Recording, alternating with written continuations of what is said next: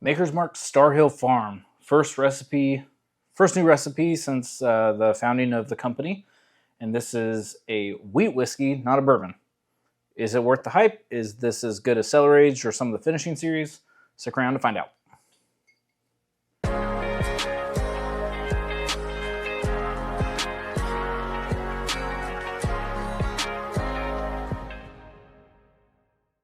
Welcome back or welcome to the channel. If this is your first time checking in, my name is Austin. Please like, comment, subscribe, do all that stuff that helps the channel grow, especially with really baby channels like this one.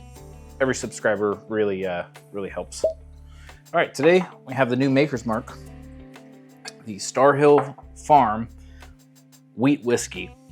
Now this is 51% soft red winter wheat, 27% malted soft red winter wheat, and 22% malted barley.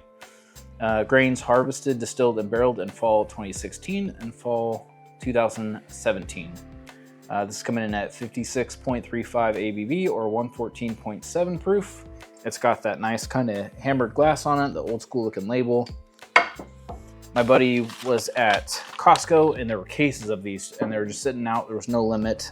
He bought one for himself, one for me, and one for another friend or two, but they all went to different people. So he was purchasing responsibly and left a bunch for other people to get as well. So hopefully this will be fairly readily available. In the box at the case though, there was this sweet envelope that says Star Hill Farm Whiskey, inaugural release. Goes through kind of the story on this. I'll take some B-roll and throw it in here. Their first non-bourbon, first new mash bill in over 70 years. First whiskey not named Maker's Mark. Star Hill Farm Whiskey celebrates these elements essential to Maker's Mark: mineral-rich limestone water, white oak, and of course soft red winter wheat, which is what they use for the regular stuff. Marries two mash bills, one soft red winter wheat and one malted barley and another 100% malted wheat. Okay, so this is a blend of two different recipes: 100% malted wheat, malted barley, and winter wheat. So let's see. Oh, interesting. It has kind of like a pool water smell to it, which I like that. I get that occasionally on some stuff. It smells like a good Maker's Mark product, surprisingly enough, or not surprisingly. That chocolate is coming through a little bit, but definitely red fruit. I'd say cherry, not quite medicinal, but maybe flirting with that, and then chocolate.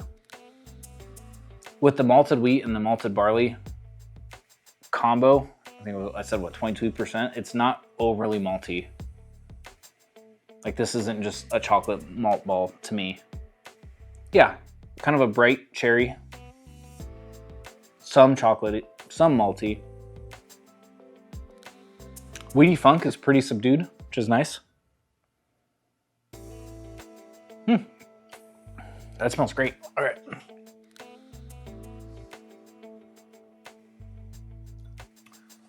Interesting. Okay, so chocolate, vanilla, cherry for sure.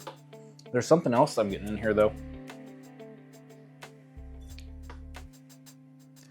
Chocolate, cherry, vanilla, definitely. A nice, maybe barrel spice, not really a baking spice, not like a cinnamon or nutmeg or clove, but like a tingly spice that comes on the finish, but also on the front of the palate. What is standing out right now, and I don't know, maybe my wires got crossed somewhere in my brain, but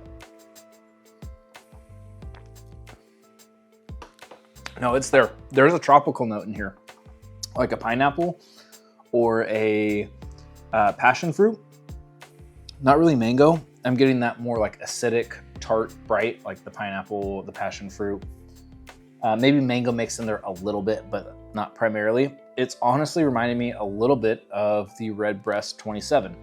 Just on that kind of mid palate, that sweetness and that tropical, and then I guess that malty kind of aspect too. That's crazy. Yeah, definitely maybe some youth, some graininess. Mid palate, kind of front of the palate too. But that pineapple tropical note, and then that leads to like the cherry, the vanilla, and then like the chocolate, and then the spice on the finish. It's really, really nice. I didn't get that the first time I tried it, which was like a week ago or something like that. And it was just a tiny little bit. I wasn't really like sitting down to enjoy it or get into it too much. I just wanted to see what it was like. It's got a great color to it. That's fun. At 80 bucks a pop, I think I got is what my buddy Chris picked it up for at Costco. I'd buy that all day long. Maybe I'll try and surprise somebody in a blind with it against Redbreast 27, because that tropical note is just so pronounced in both. Yeah, that's good. Take one last little sip here, just for my little sign off. I don't know what next year's is gonna look like. Obviously, I don't know if anybody else knows what their release will be next year. And I don't know, I mean, we had a bunch of Costco's get these all at MSRP or even below. So I hope this is a pretty wide release that people are able to get their hands on it. I wouldn't pay, most I pay for this, $125 to $150 if I'm like an avid Makers fan and I like have to have it. I wouldn't go much more than that. No, I'm not gonna compare it to the Makers Cellar Aged. Yeah, it's different. It's unique. Might be my favorite Maker's Mark product, honestly. Yeah, that's wild. Okay, 150 bucks kind of tops. I think that's where it would max out with the declining market. Hopefully that maybe that's where it would level out at too. But who knows? Anywho, that's where I'm leaving this. As always, the bourbon experience is all about good pours and great times with whoever we're with. Listen in if you enjoy it, so crack those balls. Cheers. Yeah, it's nice.